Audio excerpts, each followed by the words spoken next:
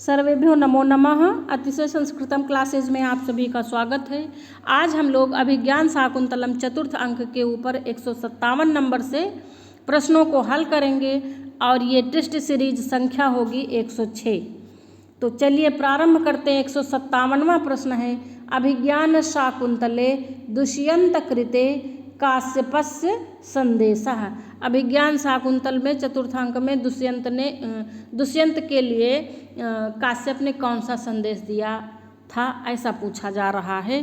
तो का नंबर, शुश्रूषसो गुरुन कुरु प्रिय सखी वृत्तिम सपत्नी जने खा असमान साधु विचिंत संयम धनान उच्चैः कुलम चात्मनः गा अस्मिन् अलक्षित नतोन्नत भूमि भागे घा दुष्यन्तस्य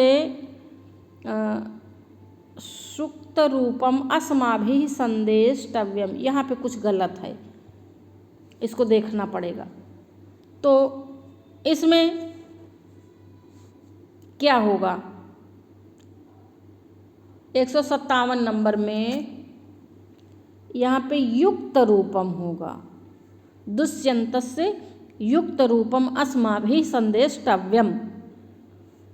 तो काश्यप ने दुष्यंत के लिए कौन सा संदेश भेजा था, और उत्तर होगा खा असमान साधु विचिंत संयम धनान उच्चैः कुलम चात्मना। ये वाला श्लोक आप लोग बहुत अच्छे से तैयार कर ले। चतुर्थ अंक का 17वां श्लोक है। अब सारे श्लोक तो इम्पॉर्टेंट हैं क्योंकि 22 ही तो श्लोक हैं और इतने पात्र हैं। तो कुछ श्लोक तो एकदम मोस्ट इम्पॉर्टेंट है, उसमें से एक श्लोक ये भी है, असमान साधु विचिंत संयम धनान उच्चैः। और इसमें देखना क्या है, अर्थ भी आना चाहिए है, प्रत्येक शब्द की व्याकरणात्मक टिप्पणी आनी चाहिए। 158 नंबर प्रश्न है, तात काश्यप राजा दुष्यंत के लिए संदेश किससे भेजते हैं, यानी किसके हाथों से संदेश भेजते हैं। शकुंतला को लेकर गौतमी, सारंगरव और सारद्वत, ये 3 लोग जाते हैं। तो तात काश्यप, यही जो असमान साधु विचिंत संयम धनान उच्चैः है, ये वाला संदेश दुष्यंत के लिए भेजते हैं। तो ये किससे भेजते हैं, का गौतमी, खा सारंगरव, गा सारद्वत, घा सभी। तो देखिए जाते तो ये सभी हैं, लेकिन संदेश किसको देते हैं, सारंगरव को ये वाला संदेश देते हैं कि जाकर यह हमारी ओर से दुष्यंत, राजा दुष्यंत से बता देना। क्या, असमान साधु विचिंत संयम धनान उच्चैः कुलम चात्मना, ये वाला 17 नंबर श्लोक में दुष्यंत के लिए संदेश भेजा है तात काश्यप ने सारंगरव के हाथों से। जरूर देख लेना आप लोग 17वां श्लोक अभिज्ञान शाकुंतलम चतुर्थ अंक का। 159 नंबर प्रश्न है, आमंत्रयिष्ये पदस्य अर्थः अस्ति, यानी इस पद का अर्थ बताना है। का आमंत्रित करना, खा निमंत्रण करूंगी, गा भेजूंगी, घा विदाई लूंगी। तो अर्थ क्या होगा इस पद का, आमंत्रयिष्ये, इसका अर्थ है विदाई लूंगी। कौन विदाई ले रहा, शकुंतला विदाई ले रही।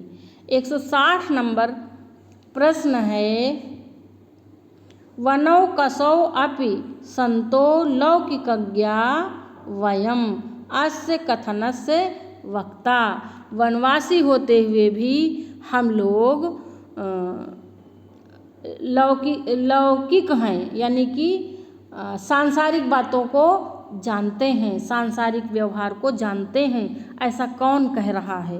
का कण्व, खा अनसुईया, गा गौतमी, घा सारद्वत। तो ये वाली बात कण्व कह रहे हैं कि हम लोग भले ही वनवासी हैं लेकिन सांसारिक बातें भी जानते हैं। प्रश्नोत्तरी ये 106 नंबर की प्रश्नोत्तरी आपको कैसी लग रही है, प्लीज़ कमेंट करके हमें अवश्य बताएं। 161वें प्रश्न पे हम आ गए हैं, न खलु धीमताम कश्चिद विषयो नाम। बड़ी ही प्रसिद्ध सूक्ति है, चतुर्थ अंक में बहुत पूछी जाती है बार बार। अत्र धीमताम कह, का सारंगरव, खा सारद्वत, गा दुष्यंत घा कण्व। तो धीमताम कौन है? कण्व है। यानी कि यह बात कण्व के विषय में कही जा रही है। और कहने वाले कौन हैं? सारंग रव हैं। देखिए धीमताम यानी बुद्धिमान, तो ये सारंग रव कह रहे हैं कि वस्तुतः विद्वानों के लिए कोई चीज़ अज्ञात नहीं होती है। तो विद्वान कौन है यहाँ पर? कण्व हैं। कण्व के विषय में ये बात कहे हैं। जब जैसे ही कण्व ने कहा कि वनो कसौ अपि संतो लौकिकज्ञा वयम, वनवासी होते हुए भी हम लौकिक व्यवहार को जानते हैं, तो सारंगरव कहते हैं न खलु धीमताम कश्चिद विषयो नाम, विद्वानों के लिए कोई भी चीज़ अज्ञात नहीं होती। तो यहाँ पर विद्वान अर्थात धीमताम कौन हुए? कण्व हुए। अब अगर पूछा जाए ये सूक्ति कही किसने, तब उत्तर बदल जाएगा, तब होगा सारंगरव। समझे? कह रहे हैं सारंगरव और कण्व के विषय में कह रहे हैं। यहाँ पर धीमताम पद से तात्पर्य कण्व लेंगे। चलिए 162 नंबर प्रश्न है, तात काश्यप किस श्लोक के माध्यम से शकुंतला को उपदेश देते हैं? का शुश्रूषस्व गुरून् कुरु प्रिय सखी, खा वत्से त्वम इदानीम अनुशासनीयासि, गा भाग्यायत्त मतः परम न खलु तद वाच्यम, और घा भर्तारम आत्मसदृशम सुकृतैर्गता त्वम। अब बताइए कौन से श्लोक में, किस श्लोक के माध्यम से तात काश्यप शकुंतला को उपदेश दे रहे हैं ससुराल जाने के थोड़ा सा पहले? तो ये वो वाला श्लोक है, शुश्रूषस्व गुरून् कुरु प्रिय सखी, वह वाला श्लोक है। का ऑप्शन सही होगा। अपने गुरुजनों की सेवा करना और सौतों को, सपत्नियों को प्रिय सखी जैसा मानना, यानी उनके साथ प्रिय सखियों जैसा व्यवहार करना। बाकी तो आप लोगों को पता ही है, डिटेल नहीं करते हैं, नहीं तो काफ़ी समय लग जाएगा।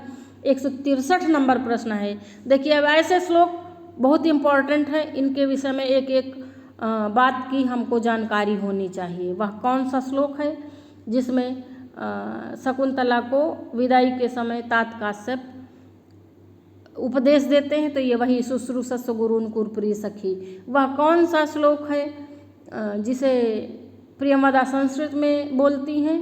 तो वो वाला छंदोमयी वाणी वाला, ययाते छंदोमयी वाणी वाला कौन सा है? अग्निगर्भा समीम वाला श्लोक। तो इस प्रकार कुछ श्लोक याद होने चाहिए एकदम उनके विषय में, कम से कम श्लोक न याद हो पर उनके विषय में हर जानकारी होनी चाहिए। 163 नंबर प्रश्न है, शुश्रूषस्व पदे लकार पुरुष वचन, का श्रु सन लोट मध्यम पुरुष एक वचन, खा श्रु सन लोट मध्यम पुरुष एक वचन, गा श्रु सन लोट मध्यम पुरुष एक वचन, और घा श्री सन लोट मध्यम पुरुष एक वचन। शुश्रूषस्व गुरून् कुरु प्रिय सखी ऐसा आया है ना, तो क्या होगा इसमें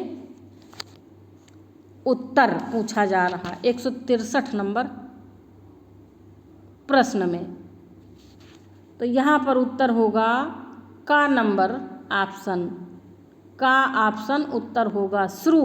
और एक बात का ध्यान रखना, श्रु में छोटा ऊ की मात्रा लगेगी। हमने छोटा ऊ की मात्रा का नंबर ऑप्शन में लगा रखा है ना, बाकी सारे ऑप्शन गलत हैं। श्रु धन सन लोट लकार मध्यम पुरुष एक वचन। श्रु धातु में जब सन प्रत्यय लग जाता है तो वह धातु आत्मनेपदी हो जाती है। चलिए आगे देखते हैं हम लोग 164 नंबर प्रश्न पे आ गए। और प्रश्नोत्तरी अच्छी लग रही तो प्लीज़ लाइक अवश्य करें। भूयिष्ठम भव दक्षिणा, प्रस्तुत श्लोकान से दक्षिणा पद से अर्थ अस्ति। ये जो दक्षिणा पद आया है इसका अर्थ पूछा जा रहा। का दक्षिणा, खा दक्षिण, खा दाहिना, घा उदार। तो यहाँ पर दक्षिणा पद उदार के अर्थ में आया है। भूयिष्ठम भव दक्षिणा पद यहाँ पर उदार के अर्थ में आए, यानी उदार दयावान कहने का तात्पर्य है। नम्र या उदार या दयावान या अनुकूल, इस प्रकार का अर्थ लेंगे। 165 नंबर प्रश्न है यान्त एवं गृहिणी पदम युवतयो वामाह कुलस्याधयः। अत्र आधयः पदस्य अर्थः भवति आधयः, ये यहाँ इस आधयः पद का क्या अर्थ है? का अधिक, खा विपरीत, गा मानसिक दुख और घा शारीरिक दुख। तो आधयः, आधि कहते हैं मानसिक दुख को। देखिए बीमारी दो प्रकार की होती हैं, समस्याएं दो प्रकार की, एक शारीरिक एक मानसिक। तो आधि और व्याधि दो शब्दों का प्रयोग किया जाता है। आधि कहते हैं मानसिक दुख को और व्याधि कहते हैं शारीरिक दुख को। जो बीमारी होती वो शरीर में होती है उसे व्याधि कहते हैं, लेकिन आधि मानसिक बीमारी है। और आधि, अब आज के समय में आधियाँ ज़्यादा होती हैं, व्याधियाँ बीमारियाँ तो खैर होती हैं, लेकिन लोग मानसिक दुख से ज़्यादा परेशान हैं। तो जो स्त्रियाँ अच्छा आचरण करती हैं वह तो ठीक होती हैं, लेकिन जो विपरीत आचरण करती, कुल के विपरीत आचरण करती हैं, वह कुलस्य आधया, माने कुल में आधि के समान होती हैं, अर्थात मानसिक दुख उत्पन्न करती हैं, मानसिक पीड़ा उत्पन्न करती हैं। ये इसका सेंस लेंगे। 166 नंबर प्रश्न है कथमिदानीं तातस्य अंकात परिभ्रष्टा मलय तटोन्मूलिता चंदनलतेव देशांतरे जीवितम धारयिष्यामि अस्य कथनस्य वक्ता कः। तो इस कथन की वक्ता कौन है? कथमिदानीं माने कैसे, तातस्य अंकात, तात की अंक से अर्थात गोद से, परिभ्रष्टा माने छूट कर या हट कर, मलय तटोन्मूलिता मलय पर्वत के किनारे से, उन्मूलिता माने उखाड़ी गई, लतेव लता के समान, चंदन लतेव चंदन की लता के समान, देशांतरे जीवितम धारयिष्यामि, देशांतर में यानी दूसरे देश में कैसे जीवित रहूंगी। अस्य कथनस्य वक्ता, इस कथन की वक्ता कौन है? तो अर्थ बता देने पर समझ में आने लगा होगा कि इस कथन की वक्ता कौन है। का कण्व, खा प्रियंवदा, गा शकुंतला, घा अनसुईया।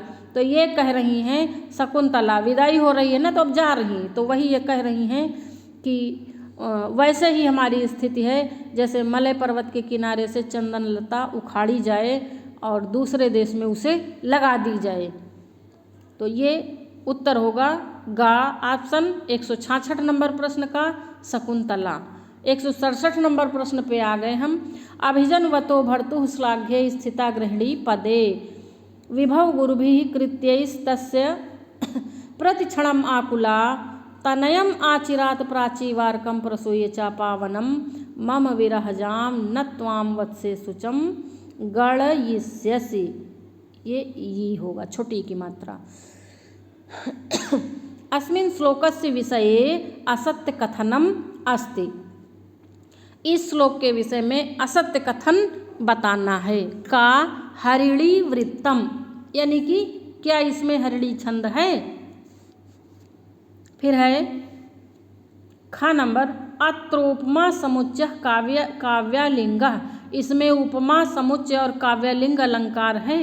असत्य कथन बताना है, वही हमारा उत्तर होगा। गा शकुंतलायाः भविष्यकालीन वैभव संपन्नतायाः वर्णनम, घा सर्वे अपि सत्यम।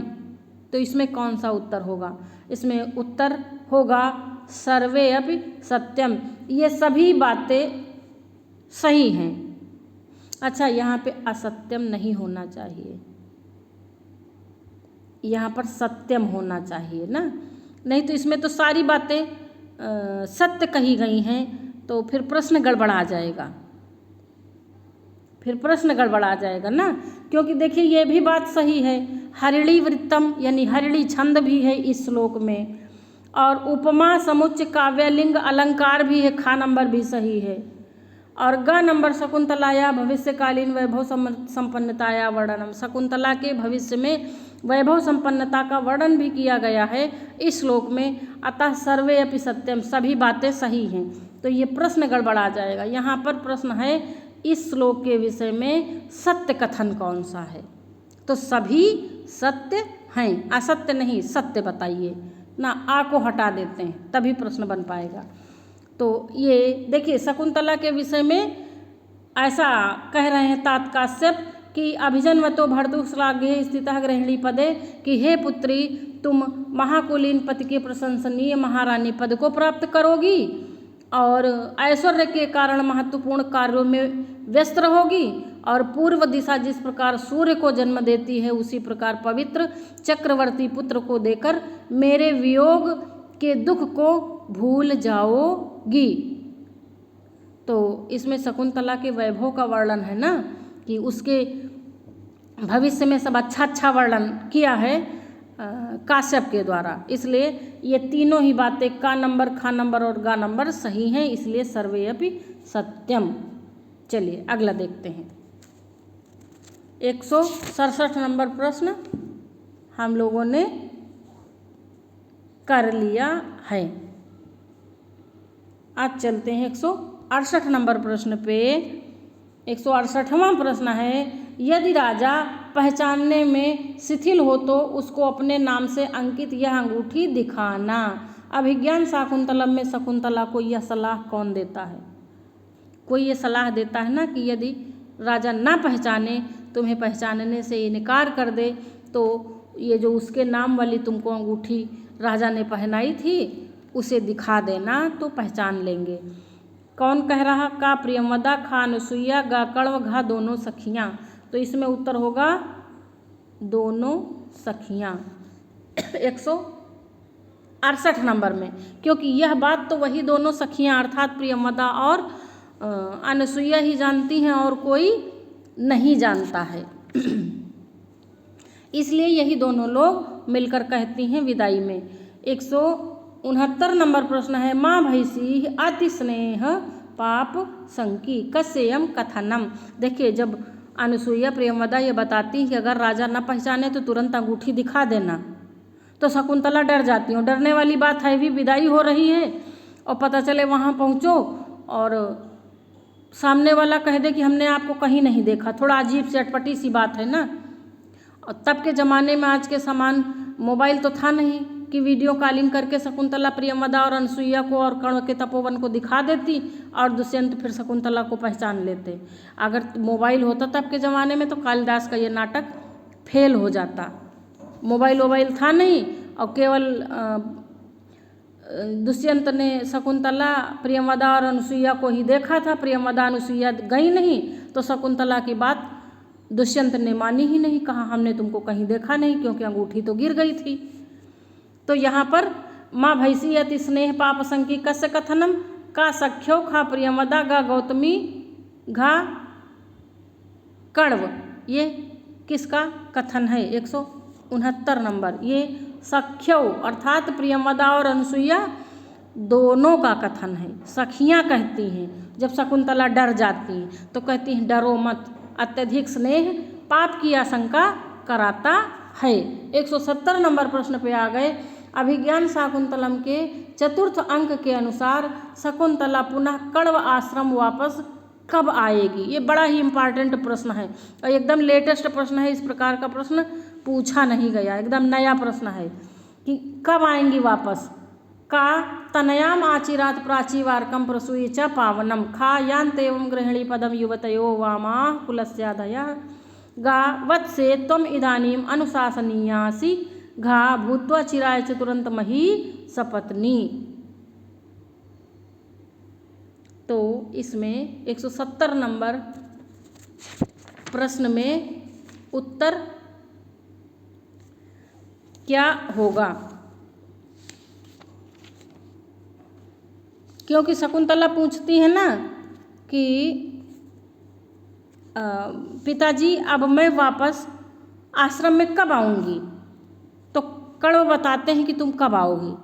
तो किस श्लोक में ये बताते हैं? वो बताते हैं भूत्वा चिराय चतुरंत मही सपत्नी। इस वाले श्लोक में चतुर्थ अंक के 20वें श्लोक में ये कहते हैं, अब तुम कब आओगी? सुनो, चिरकाल तक समुद्रों द्वारा व्याप्त पृथ्वी की सपत्नी होकर, ये है नहीं भूत्वा चिराए, हो करके, चिराए माने चिरकाल तक, चतुरंतमही सपत्नी यानी कि चारों समुद्रों तक व्याप्त पृथ्वी की सपत्नी होकर अपने अद्वितीय महारथी पुत्र भरत को सिंहासन पर बिठाकर, और जिसने उस पर अपने परिवार का भार डाला है, ऐसे अपने पति के साथ शांत होकर आश्रम में फिर आकर रहोगी, ऐसा कहते हैं तात काश्यप 20वें श्लोक में। यानी अब शकुंतला कब आएंगी?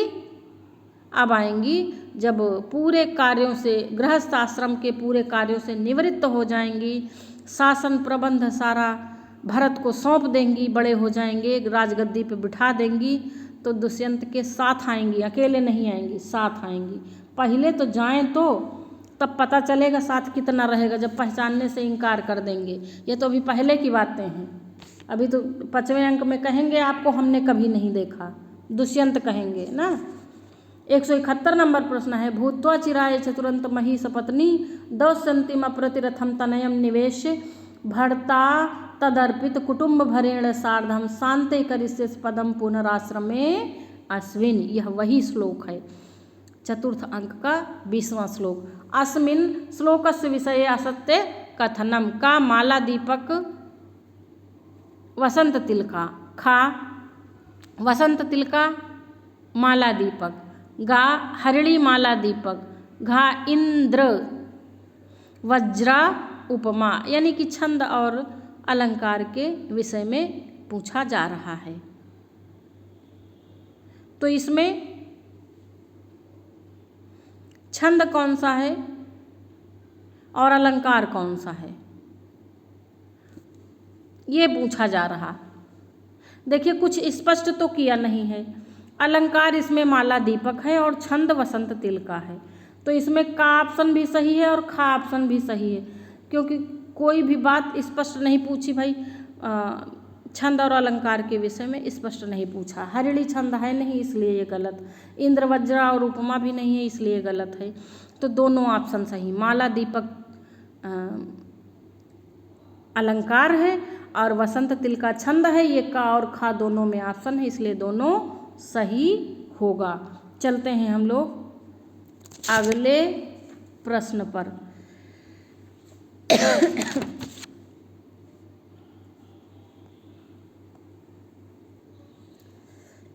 172 नंबर प्रश्न पे आ गए। भूत्वा चिराय चतुरंत मही सपत्नी, प्रस्तुत श्लोकांश से चिराय पदम अस्ति। ये जो चिराय पद आया है ये क्या है, ये पूछा जा रहा है। का अव्यय, खा विशेषण, गा क्रिया, खा घा आख्यात। ये चिराय पद क्या है? तो चिराय एक अव्यय है। चिराय क्या है?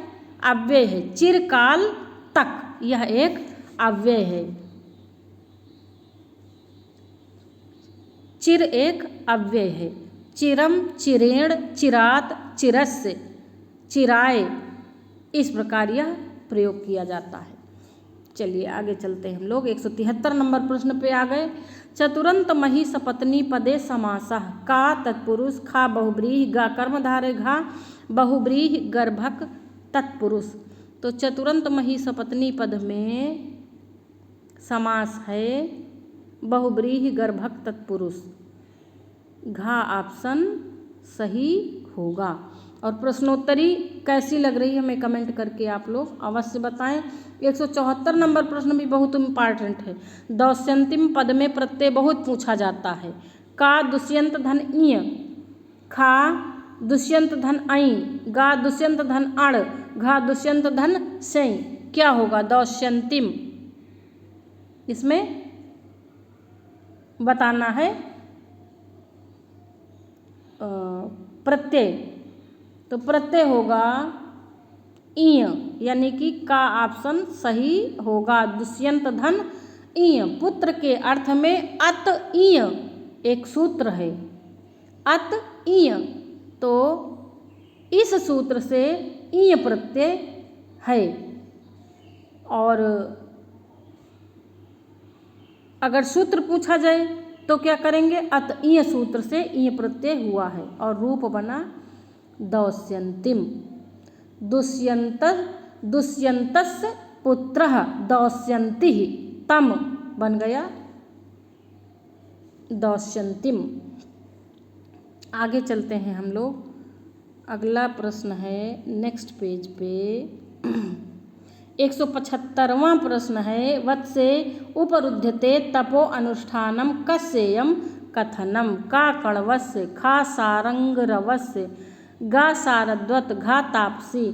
तो हमारे तप का अनुष्ठान रुक रहा है, ये किसका कथन है, कण्व का कथन है ना। प्रियंवदा की विदाई कर रहे हैं, ये प्रियंवदा की कह रहे हैं, उनकी शकुंतला की विदाई कर रहे हैं। शकुंतला लेट लपेट लगाए हुए हैं, तो कण्व तुरंत कहते ना कि हमारे तप का जो समय है, उसका अनुष्ठान का, तप अनुष्ठान का जो समय है वह बाधित हो रहा है, इसलिए फटाफट निकलो, ऐसा कण्व कह रहे हैं आजकल की भाषा में ना।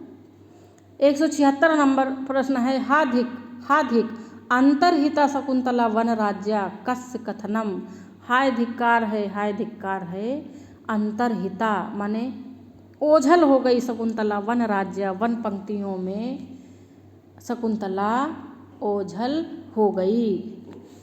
ये किसका कथन है, का प्रियंवदा, खा अनसुईया, गा कण्व, घा सख्यौ। तो ये किसका कथन है। 176 नंबर प्रश्न पे ये कथन है सख्यौ, यानी कि प्रियंवदा और अनसुईया दोनों का कथन है। जहाँ पर सख्यो पद आए वहाँ पर प्रियंवदा और अनसुईया दोनों होगा। वन राज्य अर्थात वन पंक्तियों में ओझल हो गई, अंतर्हिता अंतर्ध्यान हो गई या ओझल हो गई, ऐसा अर्थ लेंगे। 177 नंबर प्रश्न पे आ गए, तात शकुंतला विरहितम शून्यम्यु तपोवनम कथम प्रविशावः।